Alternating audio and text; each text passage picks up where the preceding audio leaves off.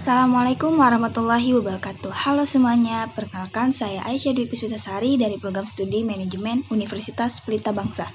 Pada video ini, saya akan membawakan presentasi mengenai salah satu topik penting dalam mata kuliah Ekonomi Internasional, yaitu valuta asing atau sering kita kenal dengan istilah falas.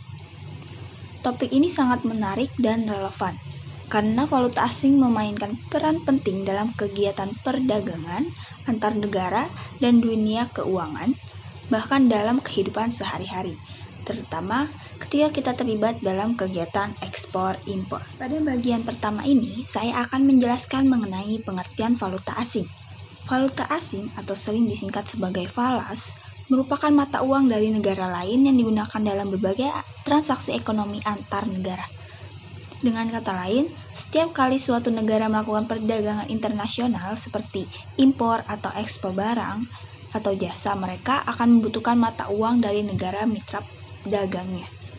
Contohnya, jika Indonesia mengimpor barang elektronik dari Jepang, maka Indonesia harus membayar dengan mata uang Jepang, yaitu yen.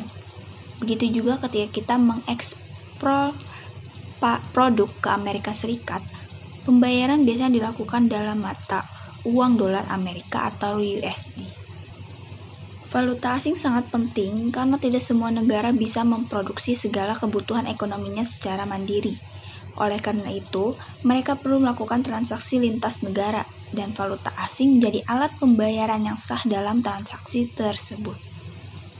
Setelah memahami pengertiannya, sekarang kita masuk ke fungsi-fungsi utama dari valuta asing dalam kegiatan ekonomi internasional. Yang pertama adalah sebagai alat tukar internasional. Ketika sebuah negara membeli barang dari negara lain, pembayaran harus dilakukan dalam mata uang negara penjual. Sebagai contoh, jika Indonesia ingin membeli mesin industri dari Jepang, maka transaksi tersebut tidak bisa dilakukan dengan rupiah. Kita harus menukarkan rupiah menjadi yen Jepang, karena itu adalah mata uang yang berlaku di sana. Lalu, fungsi yang kedua, valuta asing digunakan sebagai alat pembayaran utang luar negeri. Pemerintah atau perusahaan yang memiliki pinjaman dalam bentuk mata uang asing harus membayar kembali pinjaman tersebut dengan mata uang yang sama. Misalnya, jika Indonesia berutang dalam dolar Amerika, maka pembayaran cicilan atau bunganya juga harus dilakukan dalam dolar. Kemudian, fungsi yang ketiga adalah sebagai cadangan devisa negara. Bank sentral biasanya menyimpan berbagai mata uang asing sebagai cadangan. Cadangan ini digunakan untuk menjaga stabilitas nilai tukar dan mendukung kegiatan ekonomi internasional negara tersebut. Semakin besar cadangan devisa suatu negara, maka semakin kuat posisi ekonominya di mata dunia. Dan yang terakhir, valuta asing berfungsi sebagai sarana investasi dan spekulasi. Contohnya di pasar valuta asing atau yang lebih dikenal sebagai pasar forex. Di pasar ini, orang-orang memperjualbelikan mata uang asing dengan harapan mendapatkan keuntungan dari selisih nilai tukar. Contohnya, membeli dolar Amerika saat nilainya rendah lalu menjual kembali saat nilai tukarnya naik. Jadi secara keseluruhan, valuta asing berperan penting bukan hanya dalam perdagangan internasional, tetapi juga dalam stabilitas ekonomi, pembayaran global, dan kegiatan investasi.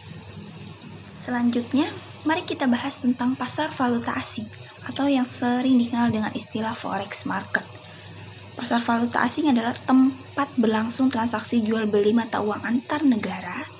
Disinilah orang-orang, perusahaan, bank, bahkan pemerintah melakukan pertukaran satu mata uang dengan mata uang lainnya. Contohnya, ketika sebuah perusahaan di Indonesia ingin membeli barang dari Amerika Serikat, mereka harus menukar rupiah dengan dolar US terlebih dahulu. Proses penukaran inilah yang terjadi di pasar valuta asing. Yang menarik, pasar ini beroperasi selama 24 jam non-stop karena melibatkan berbagai pusat keuangan dunia dari zona waktu yang berbeda. Misalnya saat pasar di Asia tutup, pasar Eropa baru buka. Dan ketika Eropa tutup, pasar Amerika mulai aktif.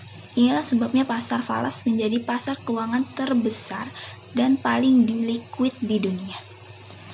Selain menjadi tempat transaksi perdagangan, pasar falas juga sangat berpengaruh terhadap nilai tukar mata uang.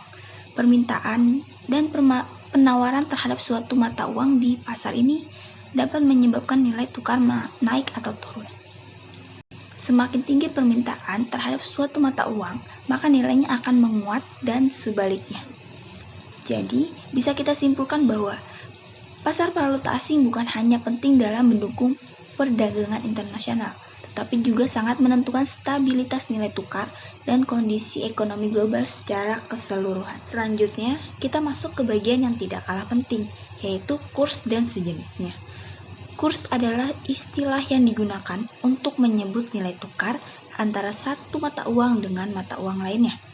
Contohnya, jika kita mendengar kurs 1 dolar Amerika setara dengan 16.000 rupiah, itu artinya untuk mendapatkan 1 dolar, kita harus menukarkan uang sebesar 16.000 rupiah. Kurs ini selalu berubah-ubah tergantung pada kondisi pasar dan faktor ekonomi global. Nah, berdasarkan cara penempatannya, kurs dibedakan menjadi 3 jenis utama. Yang pertama, ada kurs tetap atau fixed exchange rate. Kurs tetap adalah sistem di mana pemerintah atau bank sentral menerapkan nilai tukar mata uang secara resmi dan dijaga agar tidak berubah-ubah. Artinya, nilai tukar tidak mengikuti mekanisme pasar, tapi ditentukan oleh kebijakan negara. Sistem ini bertujuan menjaga stabilitas ekonomi, tapi bisa membebani keuangan negara jika nilai tukar terlalu jauh dari kenyataan pasar. Lalu yang kedua, yaitu kurs mengambang, floating exchange rate. Berbeda dengan kurs tetap, kurs mengambang adalah sistem di mana nilai tukar mata uang dibiarkan berfluktuasi sesuai dengan permintaan dan penawaran di pasar valuta asing. Tidak ada campur tangan langsung dari pemerintah. Sistem ini memberikan fleksibilitas tetapi juga membuat nilai tukar bisa berubah-ubah secara tajam. Lalu yang ketiga yaitu kurs mengambang terkendali atau managed floating. Jenis ini merupakan kombinasi dari dua sistem sebelumnya. Pemerintah membiarkan nilai tukar mengikuti pasar, namun tetap melakukan intervensi jika terjadi gelojak besar yang bisa mengganggu stabilitas ekonomi. Sistem ini banyak digunakan oleh negara berkembang termasuk Indonesia. Dengan memahami kurs dan sejenisnya, kita bisa lebih peka terhadap fluktuasi nilai tukar, dampaknya terhadap aktivitas ekonomi internasional. Nah, sekarang kita masuk ke pembahasan tentang faktor-faktor yang mempengaruhi nilai tukar atau kurs suatu mata uang. Nilai tukar mata uang tidak bersifat tetap. Ia bisa naik atau turun tergantung pada berbagai kondisi ekonomi dan politik, baik di dalam negeri maupun di luar. Berikut ini adalah beberapa faktor utama yang sangat mempengaruhi kurs. Yang pertama, ada inflasi. Inflasi yang tinggi di suatu negara akan menyebabkan daya beli mata uang negara tersebut menurun. Akibatnya, nilai tukar mata uang juga ikut melemah. Misalnya, jika Indonesia mengalami inflasi tinggi, maka nilai rupiah terhadap dolar bisa menurun karena barang dan jasa dari Indonesia jadi kurang kompetitif di pasar internasional. Lalu yang kedua itu ada suku bunga. Suku bunga. Suku bunga yang tinggi di suatu negara dapat menarik investor asing untuk menanamkan modalnya karena mereka akan mendapatkan imbal hasil lebih besar, dan hal ini menyebabkan permintaan terhadap mata uang negara tersebut meningkat sehingga kursnya pun menguat. Lalu yang ketiga itu neraca perdagangan. Jika suatu negara mengalami surplus perdagangan, artinya ekspornya lebih besar daripada impornya. Ini membuat permintaan terhadap mata uang negara tersebut meningkat, karena negara lain perlu membayar dengan mata uang lokal. Sebaliknya, jika terjadi defisit perdagangan, maka permintaan terhadap mata uang lokal menurun. Kurs bisa melemah. Dan stabilitas politik dan ekonomi. Kondisi politik yang stabil dan ekonomi yang sehat akan meningkatkan kepercayaan investor terhadap suatu negara. Sebaliknya, jika negara mengalami konflik politik, ketidakpastian hukum, atau krisis ekonomi, maka banyak investor akan menarik modal mereka, sehingga nilai mata uang bisa anjlok. Yang kelima, yaitu intervensi bank sentral. Bank sentral suatu negara juga bisa melakukan intervensi di pasar valuta asing untuk menstabilkan nilai tukar. Intervensi ini biasanya dilakukan dengan cara membeli atau menjual cadangan devisa untuk mengatur permintaan dan penawaran mata uang lokal. Sekarang kita akan membahas dampak nyata dari perubahan nilai tukar rupiah, terutama dalam kaitannya dengan kegiatan ekonomi seperti ekspor dan impor. Salah satu dampak paling signifikan terjadi ketika nilai tukar rupiah melemah terhadap mata uang asing seperti dolar Amerika. Ketika rupiah melemah, artinya kita perlu lebih banyak rupiah untuk mendapatkan 1 unit mata uang asing.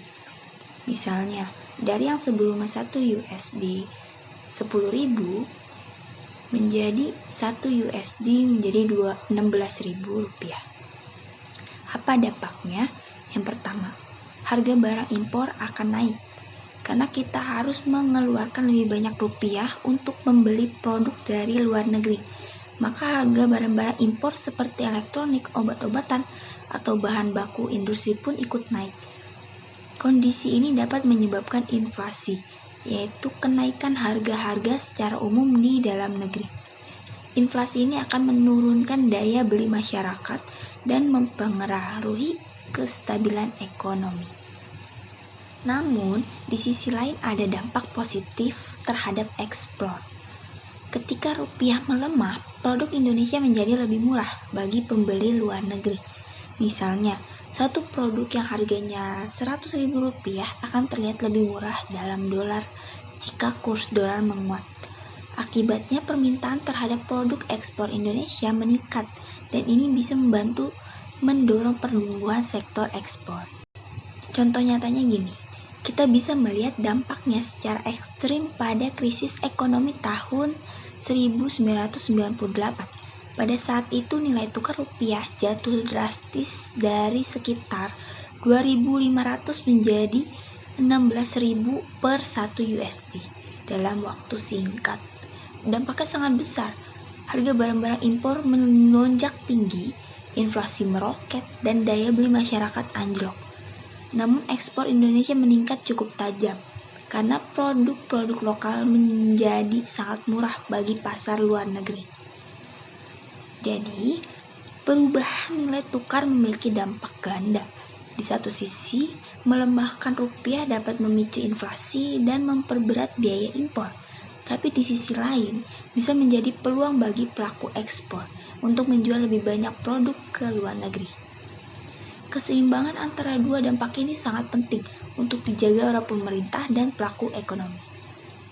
Pemahaman kita tentang dampak nilai tukar, saya akan sajikan studi kasus sederhana yang mudah dipahami. Misalnya Indonesia mengimpor mobil dari Jepang, mobil tersebut dibeli oleh dealer di Indonesia dari produsen Jepang dengan harga 2 juta yen. Jika saat ini nilai tukar 1 yen sama dengan Rp100.000, maka harga mobil tersebut dalam rupiah adalah 2 juta yen dikali Rp100 sama dengan 200 juta rupiah. Tapi kemudian nilai tukar yen naik terhadap rupiah, misalnya menjadi 1 yen sama dengan Rp120, maka harga mobil yang sama akan menjadi 2 juta yen dikali Rp120 sama dengan 240 juta rupiah. Yang artinya, tanpa adanya perubahan harga dari pihak Jepang, harga mobil di Indonesia tetap akan naik, hanya karena nilai tukar mata uang berubah. Ini membuktikan bahwa kenaikan nilai tukar mata uang asing dalam hal ini, yen dapat langsung berdampak pada harga barang impor. Bahwa untuk produk yang sama persis, dalam situasi seperti ini, konsumen di Indonesia harus membayar lebih mahal dan permintaan terhadap mobil impor pun bisa menurun. Sebaliknya, industri otomotif dalam negeri mungkin mendapat keuntungan karena produknya menjadi relatif lebih murah dibanding mobil impor. Jadi studi kasus ini menggambarkan bahwa fluktuasi nilai tukar sangat penting dalam menentukan harga dan daya saing produk di pasar domestik. Jadi sebagai kesimpulan dari hasil presentasi saya adalah bahwa valuta asing adalah elemen vital dalam perdagangan internasional. Ia memengaruhi ekspor, impor, harga barang, inflasi, hingga stabilitas ekonomi nasional. Dengan memahami sistem kurs dan faktor yang mempengaruhinya, kita bisa lebih siap dalam menghadapi dinamika ekonomi global. Nah, itu saja presentasi dari saya. Kurang lebihnya mohon dimaafkan. Terima kasih atas perhatian teman-teman semua. Semoga presentasi ini bermanfaat dan bisa menambah pemahaman kita tentang peran strategis valuta asing dalam ekonomi internasional. Terima kasih. Wassalamualaikum warahmatullahi wabarakatuh. Nah, itu saja presentasi.